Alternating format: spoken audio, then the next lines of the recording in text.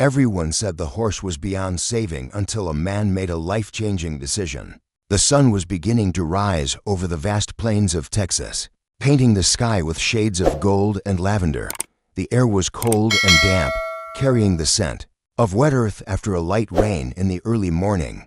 In the center of a muddy field, a group of veterinarians and onlookers gathered around a heartbreaking sight. A thin, weakened horse lay on the ground, barely able to lift its head. Its eyes, dull and lifeless, seemed to reflect the inevitable fate that hung over it. "He won't make it," one of the veterinarians said, crossing his arms as he stared at the animal.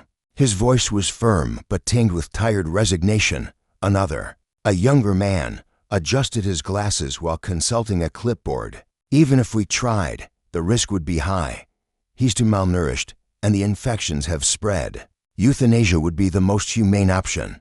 The quiet murmur of approval among the crowd was broken by the sound of steady footsteps on the gravel. A tall man with a sturdy posture and a weathered face walked toward the group. He wore faded jeans, worn-out boots, and a wide-brimmed hat that partially shaded his eyes. This was John Carter, a veteran rancher known in the area for his ability to handle difficult horses and seemingly hopeless situations. John stopped just a few steps from the horse and studied it for a long moment. The murmur ceased. He took off his hat, holding it in his hand, and stepped forward. The rising sunlight illuminated his face, revealing piercing blue eyes that seemed to see something beyond the animal's weakness. "You've given up, but I haven't," he declared, his deep, firm voice echoing across the field. There was an uncomfortable silence. "John, with all due respect, this horse is in very bad shape. Even if it survives, it will never be the same. It has no future," said the older veterinarian, trying to argue. John didn't respond immediately. He knelt beside the horse, ignoring the mud that stained his pants, and gently ran his hand along the animal's thin neck, feeling its weak breath. The horse tried to lift its head as if recognizing the human touch, but couldn't hold it up for more than a few seconds. "If he has the strength to try, then so do I," John replied, his determination unwavering. "I've seen worse cases. This one still has a chance." The younger veterinarian hesitated, but gave a small nod. "You know you're taking full responsibility for this, right? It's not going to be easy." John put his hat back on, stood up, and looked toward the horizon. "It never is." The horse, named Spirit, had been rescued by a local organization after being found abandoned in a ruined stable. It had gone for weeks without proper food and bore both physical and emotional scars from prolonged mistreatment. He was a thoroughbred once, majestic, but now a shadow of what he had been. On the way to the ranch, John drove his old truck, towing a small trailer that swayed gently on the rough road. The silence inside the cab was broken only by the sound of the engine and the occasional creak of wood. He glanced in the rearview mirror, seeing Spirit's fragile figure through the slats of the trailer. "You're going to fight, Spirit, and I'm going to fight with you," he murmured to himself, his voice heavy with a mix of hope and worry as he drove.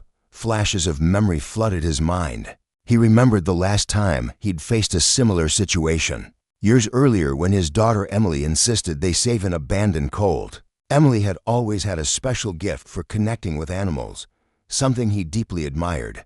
But after losing Emily in a tragic accident, John dedicated his life to continuing her legacy by helping horses in extreme situations. Saving Spirit was more than just an act of kindness. It was a way to keep his daughter's memory alive. John's ranch was located on the outskirts of a small town. It was a simple but functional property surrounded by white wooden fences and green fields that stretched as far as the eye could see. The main house was rustic, with wooden walls and a wide porch that seemed to invite quiet conversations. At sunset, when John arrived with Spirit, he was greeted by his assistant, a young man named Tommy, who had been working with him for a few years. "What did you bring this time, John?" Tommy asked, frowning as he saw the state of the horse. "A lost cause, according to everyone," John replied with a slight smile. "But you know what I think about that." Tommy nodded. He knew arguing with John was pointless. Carefully, the two guided Spirit into a stall prepared in the barn.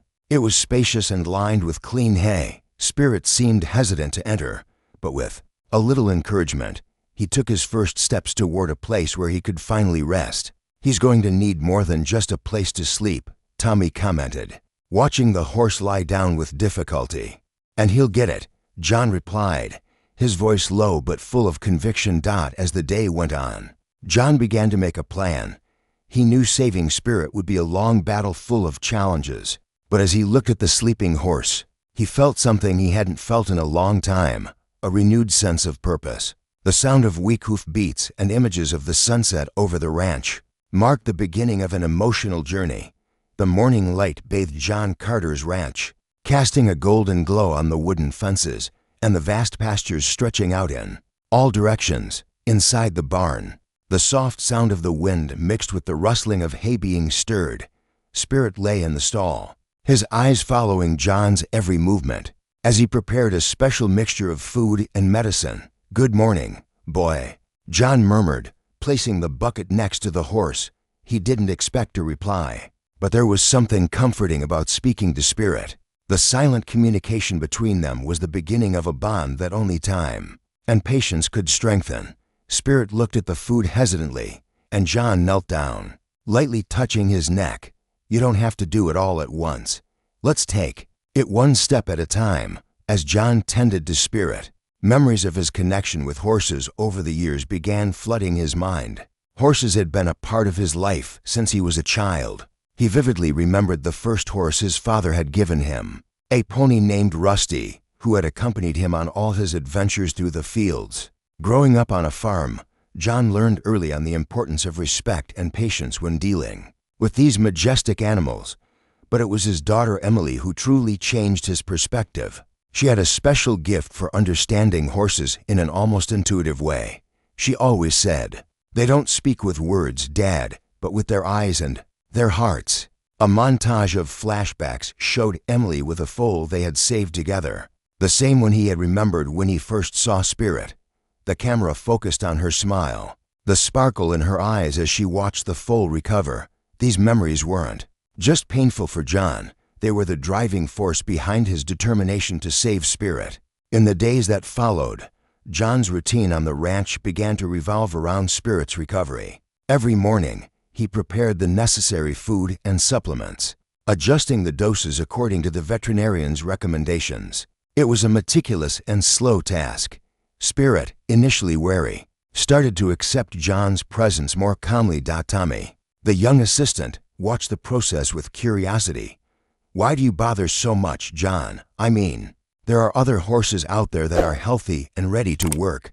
John, while cleaning the hooves of one of the horses in the stable, answered, without looking at Tommy, "Because no one else will do it, and because it's the right thing to do." During their breaks, John and Tommy would often talk on the porch of the main house. The camera showed the sunset painting the sky orange as they drank coffee in silence. It was in these moments that their relationship gained depth, with Tommy starting to understand what truly motivated John. In the barn, Spirit spent his days observing the activity around him. The sound of the other horses, the smell of fresh hay, and even the distant barking of a dog brought a new rhythm to his existence. Little by little, he began to rise more frequently, though still with difficulty. One morning, as John entered the barn, he was surprised by a sight that made his heart race. Spirit was standing for the first time, without support, looking directly at him. The horse still seemed fragile, but there was something in his posture that conveyed strength and determination. "Look who decided to step up," John said, a rare smile on his face. He approached slowly so as not to startle the animal and placed a bucket of fresh water near him. Spirit drank slowly, but his movements seemed more confident than ever. Tommy walked into the barn and stopped when he saw the scene. "He's getting stronger," he remarked, surprised.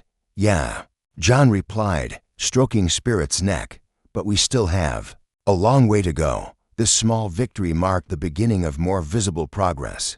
John started taking Spirit out to the corral, allowing him to feel the grass beneath his hooves once again. His first steps were hesitant, but each day he moved with more confidence. As the camera alternated between scenes of Spirit walking under John's supervision and flashbacks of Emily's colt recovering, The soundtrack added emotional layers to the moment.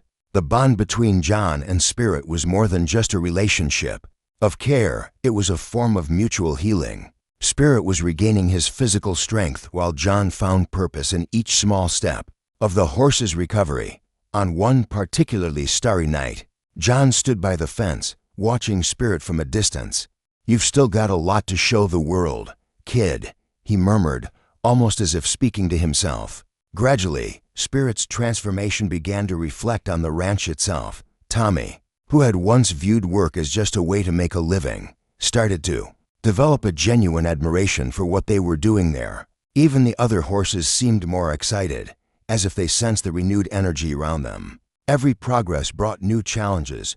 Small complications began to arise, testing John's patience and Spirit's resilience. But for now, in the silence of the ranch, there was a glimpse of hope that lit up the cold nights. The sky was overcast with thick clouds, and the wind stirred the fields around the ranch. The weather seemed to reflect what was to come. Spirit had shown progress in the past few weeks, but any hope of a full recovery was still fragile. He was able to walk short distances in the paddock and showed signs of renewed energy. However, his recovery was still a delicate task, and time was not on his side. On a rainy morning, John was called to the phone. It was a representative from the rescue organization that had found Spirit.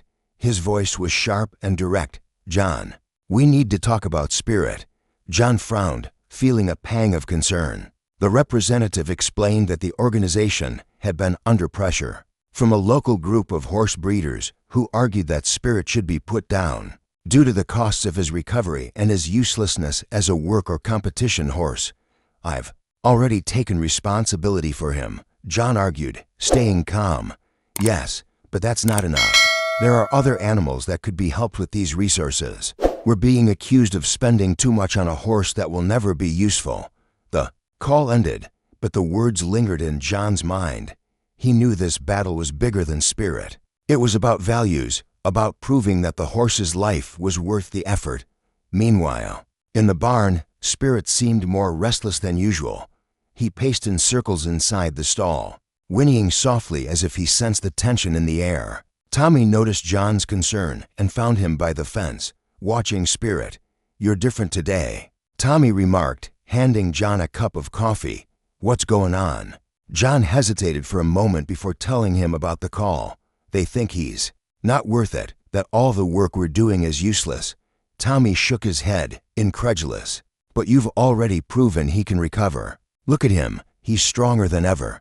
"It's not just about what he can do," John replied, his tone serious. "It's about who he is. His life matters, Tommy, even if no one else sees that." Despite his firm words, doubt began to creep into John's mind.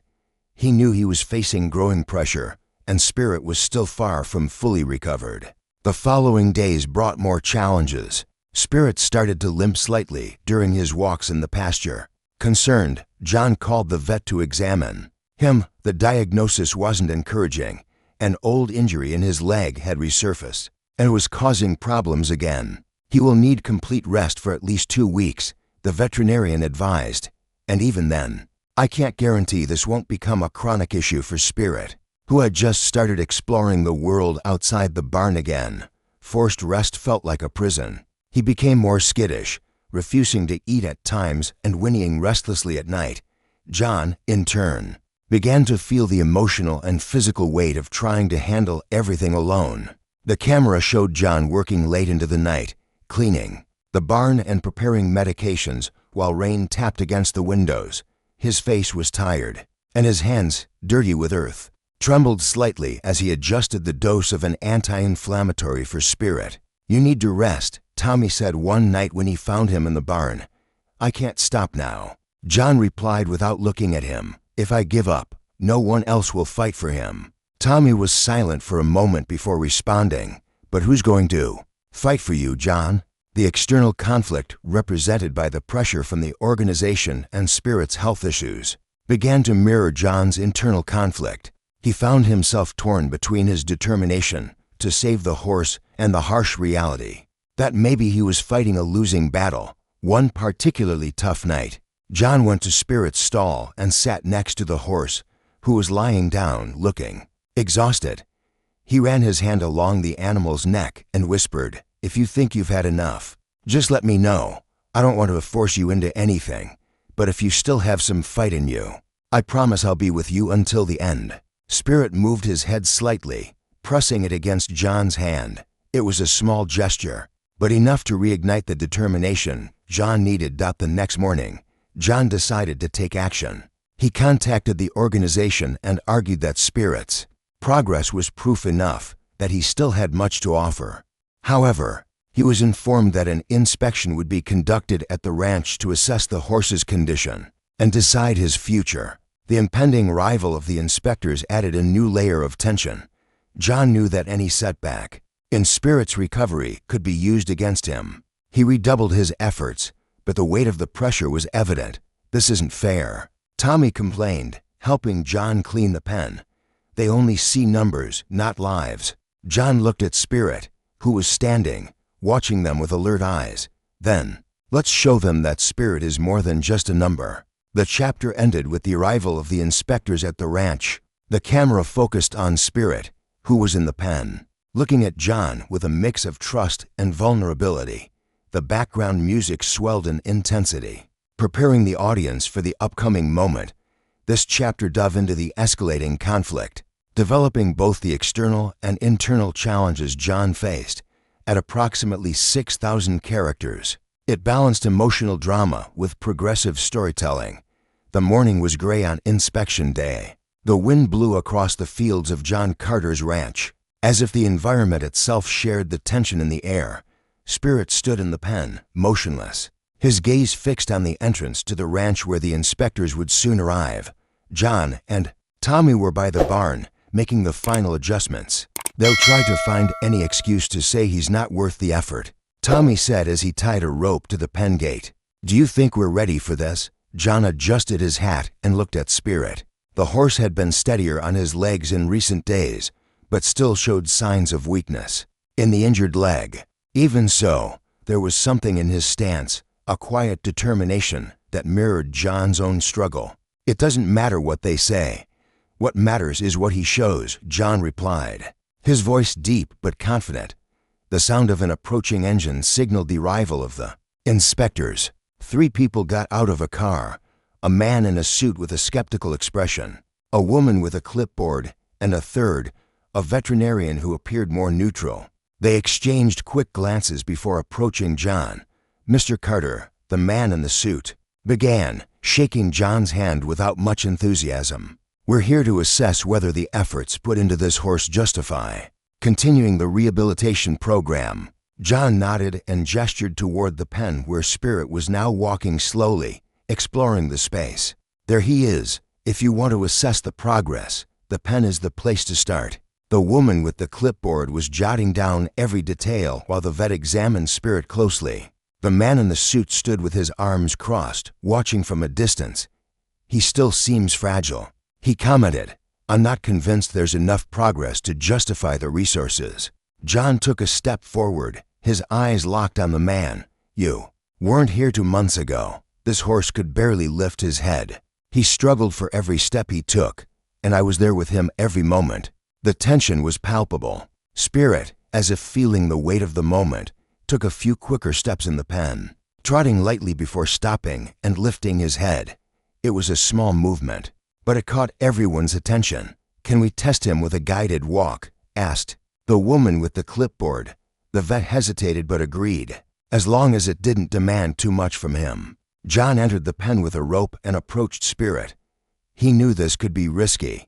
Any sign of weakness or reluctance would be used against them. But as he looked into the horse's eyes, John felt a deep connection, almost as if Spirit understood the significance of the moment.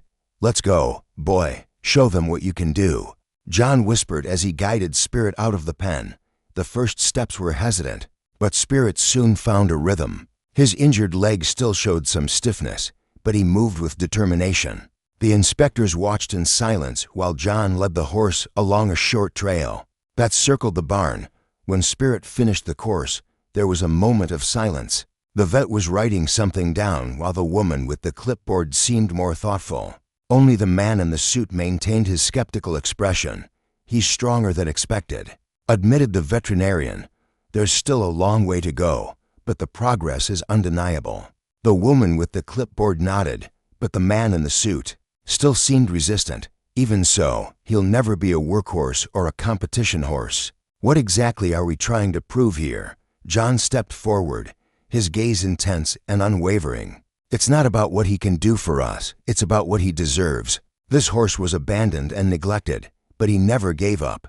And as long as he keeps fighting, so will I." The silence that followed was heavy, but something in John's posture, in Spirit's story, and in the moment of connection they all witnessed seemed to break down the inspector's resistance.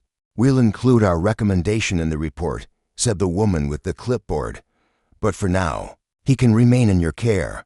As the inspectors left, John stayed by Spirit's side. The camera alternated between John's face, marked by relief, and Spirit's eyes, which seemed more alive than ever. The background music swelled, celebrating the small but significant triumph. Tommy approached, smiling. "I can't believe we did it." "It wasn't just us," John replied, stroking Spirit's neck. "He did the heavy lifting. We were just here to support him." The sky began to clear, rays of sunlight breaking through the gray clouds. Spirit, now released in the paddock, started to trot with more confidence. It was a new beginning, but not without challenges. The battle had been won, but the war for Spirit's full recovery was still ongoing. The inspection was over, and John Carter felt the weight of the tension give way to a mix of relief and exhaustion. Though Spirit was still far from a full recovery, the horse now had what it needed most: time. The temporary approval from the inspectors meant John could continue his care, but the future remained uncertain. The ranch, with its vast pastures and simple barns, seemed quieter that day. Spirit, in his pen, began to explore the space with more confidence while John and Tommy adjusted the routines to fit the recovery plan.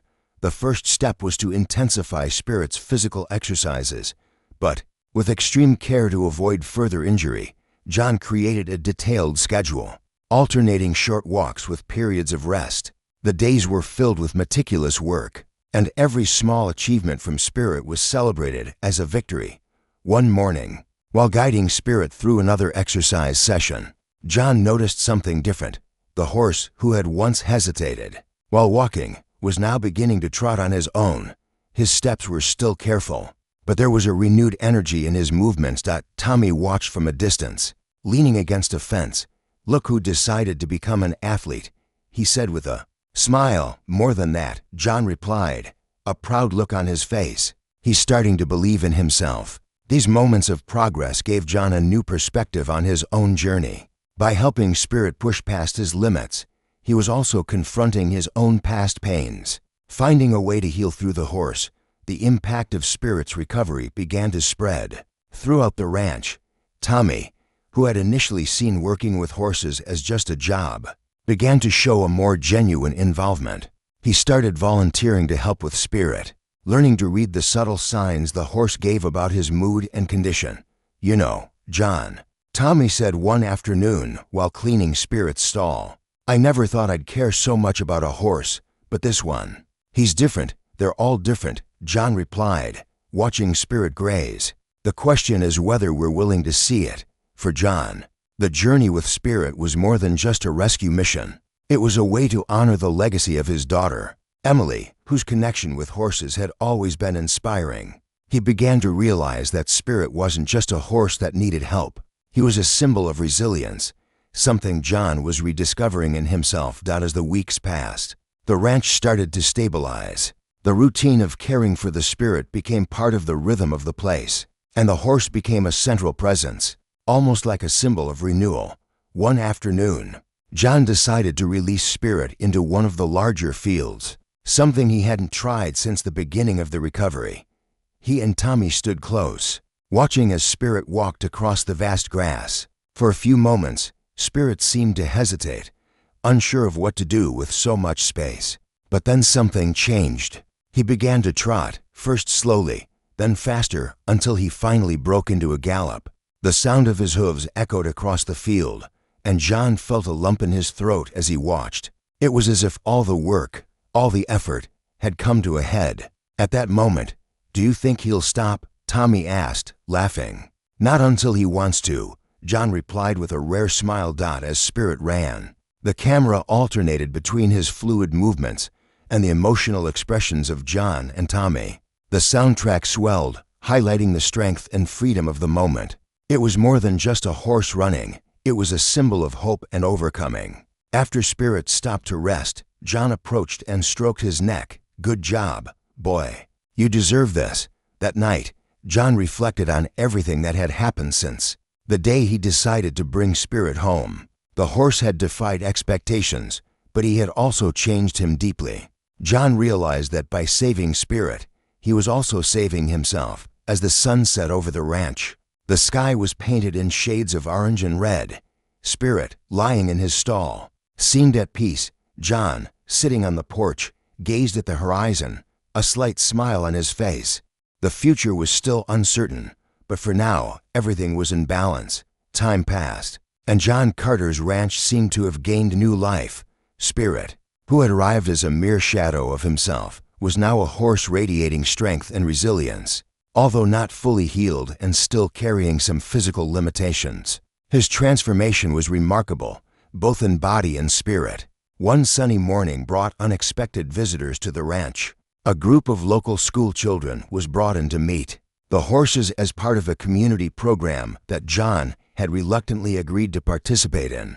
He didn't consider himself the type of person to work with young people, but Tommy's persistence and the encouragement of others in the community convinced him to give it a try. The children, fascinated, approached the pen where Spirit stood. The horse watched them curiously, his demeanor calm yet alert. A little girl pointed to the scars still marking his body and asked, "What happened to him?" John hesitated, but then walked over to the group and began telling Spirit's story. He explained how the horse had been found, the struggles he had faced, and how, against all odds, he had found the strength to recover. "He teaches us something important," John said, looking directly at the children. "Even when life knocks us down, if we have the courage to get up and keep going, we can find something worth fighting for." John's words weren't just for the children, but for himself as well. Spirit had become a mirror of his own journey, a reminder that true strength came from overcoming adversity. As the days went by, Spirit's story began to spread. Visitors to the ranch began to show up not just to see the horse, but to hear about his recovery. It was as if Spirit had become a local symbol of hope, something that brought the community together. Tommy, always by John's side, noticed the change. "You know, you always said you were doing this for him, but I think deep down you were also doing it for yourself." John, sitting on the porch with a cup of coffee, smiled faintly. "Maybe, but now, seeing what he's become, I realized it was all worth it." Spirit, now free in the field, trotted confidently, his presence a living reminder that adversities don't have to define us, but can strengthen us.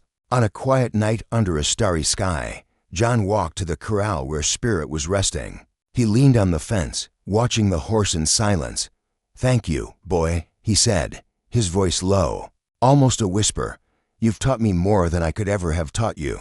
Spirit lifted his head and approached gently, resting his nose in John's hand. It was a simple gesture but full of meaning. The camera slowly pulled back, showing John and Spirit together under the vast sky. Soft, inspiring music began to play, capturing the spirit of renewal and the central message of the story. The sun rises again on the ranch, bringing a new day and new possibilities. Spirit, now an integral part of the landscape and John's story, gallops freely through the field.